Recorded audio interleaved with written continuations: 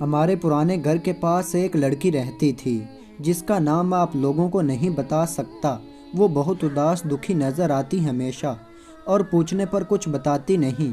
اس کا ہمارے گھر آنا جانا تھا۔ ایک دن اس نے میری امی کے بار بار پوچھنے پر اپنی یہ خاموشی توڑ دی۔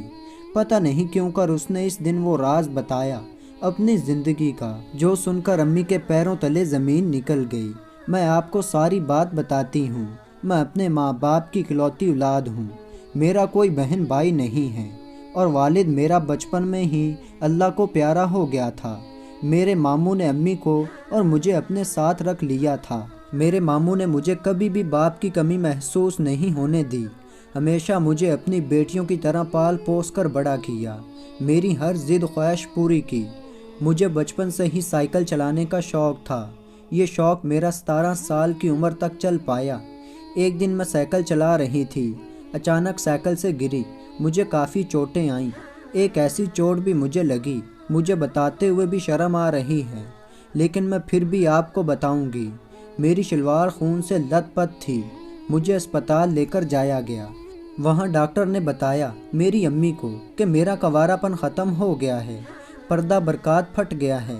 خیر، مجھے جب گھر لے کر جایا گیا، میری امی نے مجھے ساری بات بتائی۔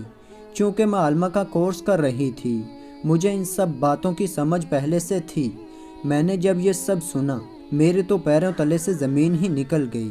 میں بالکل زندہ لاش بن گئی۔ پھر کیا تھا، میں ہر وقت خوف زدہ رہنے لگی، تنہائی میں روتی تھی، ہر وقت موت مانگتی تھی۔ میری امی مجھے بہت سمجھاتی تھی، لیکن غلطی میری امی کی تھی اور اس ڈاکٹر کی تھی جس نے یہ بات امی کو تو بتائی تھی، لیکن میرے ماموں کو کچھ بھی نہیں بتایا۔ امی کے کہنے پر امی نے پتہ نہیں ڈاکٹر کو ایسا کیا کہا۔ ڈاکٹر نے بھی ماموں سے جھوٹ بول دیا کہ کچھ نہیں ہوا، بچی کو زیادہ پریشانی کی بات نہیں، بس ہلکی سی چوٹ لگی ہے۔ خیر، سب نے میرا خیال رکھا، لیکن امی کے اور میرے علاوہ یہ بات کسی کو نہیں پتہ تھی۔ خیر، وقت گزرتا گیا، میں 20 سال کی ہو گئی۔ اب میرے رشتے آنے شروع ہو گئے۔ جب کوئی رشتہ آتا، میں رو رو کر اپنا برا حال کر لیتی۔ گھر والوں کو مجبوراً انکار کرنا پڑتا۔ اسی دوران میری امی کے کان میں کسی نے یہ بات ڈال دی کہ اب تو 3 سال گزر گئے ہیں، اب تک تو تیری بیٹی ٹھیک ہو گئی ہوگی۔ اتنے بڑے گپ کے بعد کہاں کسی کو پتہ چلتا ہے، اور آج کل تو یہ عام ہو گیا ہے۔ کوئی بھی شریر سمجھدار انسان تلاش کر کے اس کی شادی کر دینا۔ نیک بندے کو پتہ چل بھی گیا تو وہ صبر کر جائے گا اور آپ کی بیٹی کو خوش رکھے گا۔ میں امی کو بڑا روکتی، امی مجھ سے کوئی سمجھوتا نہ کرواؤ، لیکن امی اب مجھے مجبور کرتی۔ خیر، ایک دن وہ بد نصیب دن میری زندگی میں آیا۔ ایک رشتہ آیا، لڑکا عالم تھا، کھاتے پیتے گھر سے تھا، کافی مذہبی گھرانہ تھا اس کا۔ امی نے مجھے مجبور کرنا شروع کر دیا۔ خیر، ایک دن میں نے امی سے کہا، امی مجھے اس لڑکے سے فون پر بات کرنی ہے۔ امی کہتی، کیوں؟ میں نے کہا، امی اس کو ساری سچائی بتانا چاہتی ہوں، اگر وہ یہ سب سن کر بھی مجھے قبول کر لے گا تو میں اس سے ہنسی خوشی شادی کر لوں گی۔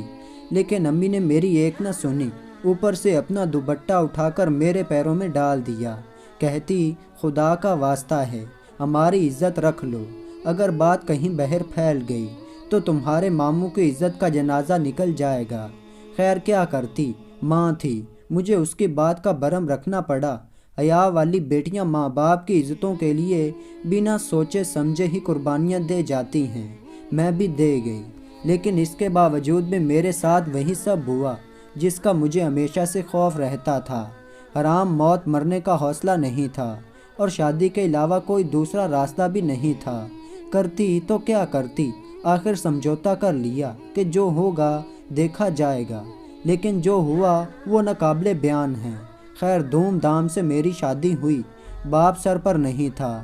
ماموں نے اس کے باوجود بھی 10 لاکھ کا میرا جہیز بنایا۔ جہیز میں ہر وہ چیز بنائی جو ایک غریب گھر کی بیٹی تصور بھی نہیں کر سکتی۔ خیر، شادی ہو گئی۔ میری زندگی میں وہ سیاہ رات بھی آ گئی۔ میں اندر ہی اندر رو رہی تھی کہ یا اللہ مجھے بچا لے، میرے پاس اپنی صفائی میں کہنے کو کچھ نہیں ہے۔ خیر، وہی ہوا جس کا مجھے ڈر تھا۔ بدصفت انسان نے مجھے بیڈ سے دھکا دے کر فرش پر پھینک دیا اور مجھے شدید تشدد کا نشانہ بنایا۔ ایسی ایسی گالیاں، ایسے الزام مجھ پر لگائے کہ جس کا آپ تصور بھی نہیں کر سکتے۔ کہنے لگا، بدکار عورت، کس کے ساتھ اپنا منہ کالا کروا کے آئی ہو میری زندگی میں۔ وہ مجھے مارتا جا رہا تھا، گالیاں دیتا جا رہا تھا۔ میں بت بنی ہوئی تھی، مجھے کچھ پتہ نہیں چل رہا تھا کہ یہ ہو کیا رہا ہے۔ مجھے یہ بھی پتہ نہیں چلا کہ کب اس نے مجھے طلاق طلاق طلاق بول دیا، کب اس نے مجھے بالوں سے پکڑ کر گھسیٹ کر بہر گلی میں کھڑا کر دیا۔ رات کا 1 بجا ہوا تھا اور پورا محلہ تماشا دیکھ رہا تھا۔ وہ جانور سب کے سامنے مجھے ذلیل کر رہا تھا، میری بدکاری کے قصے سنا رہا تھا چینخ چینخ کر۔ کسی بندے کو مجھ پر ترس نہیں آ رہا تھا، سب بھی مجھے بدکار نظروں سے دیکھ رہے تھے۔ اس گندے آدمی نے میرے گھر والوں کو آدھی رات کو فون کر کے بلایا اور ساری دنیا کے سامنے ان کی عزت کا جنازہ بھی نکالا۔ میری امی کہتی رہی، بیٹا، میری بیٹی بدکار بد چلن نہیں ہے، ایک حادثے میں اس کا کنوارا پن چلا گیا۔ وہ کتا کہتا، جیسی بیٹی ویسی ہی ماں، چل نکل اس بدکار بیٹی کو اٹھا کر یہاں سے۔ میں نے اس کو فارغ کر دیا ہے۔ کیا بتاؤں آپ کو، میرے ماموں مجھے ایسے اٹھا کر گھر لائے جیسے میت کو اٹھا کر لایا جاتا ہے۔ اس جانور نے مجھے پورے خاندان میں بدنام کر کے رکھ دیا۔ میرے ماموں کسی کو منہ دکھانے کے قابل نہ تھے، ساری غلطی میری ماں کی تھی۔ اس نے عزت بچاتے بچاتے سب کی عزت کا جنازہ نکلوا دیا۔ میرے ماموں نے امی کے اور میرے ساتھ سارے تعلقات ختم کر دیے۔ رشتہ داروں نے ہمارا حقہ پانی بند کر دیا۔ اب ہمارا کوئی بھی نہیں رہا دنیا میں خدا کے سوا۔ ایک کرائے کے مکان میں رہتی ہیں۔ یہ سب سننے کے بعد امی کی آنکھوں میں آنسو آ گئے۔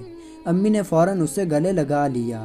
بنا کچھ سوچے امی نے اس کو نکاح کی دعوت دی میرے چاچو کے ساتھ، جن کی عمر 25 سال تھی، پر اس لڑکی نے رشتے کے لیے انکار کر دیا اور وجہ پوچھنے پر بس اتنا کہا، آپ کا بہت شکریہ ماسی، آپ نے اتنی عزت دی، پر مجھے مرد ذات پر یقین نہیں رہا۔ یہ الفاظ کہہ کر چلی گئی وہ۔ میرا یہ سب بتانے کا مقصد کسی کی عزت اچھالنا نہیں ہے۔ میرا اس باشعور معاشرے سے اور باشعور مردوں سے ایک سوال ہے کہ عورت کے پاک دامن ہونے کا ثبوت اس کا کنوارا پن ہی رہ گیا۔ آپ کو کیا لگتا ہے اس واقعے میں غلطی کس کی تھی؟ تو دوستوں، ملتے ہیں ایسی ایک اچھی ویڈیو میں، تب تک کے لیے اللہ حافظ۔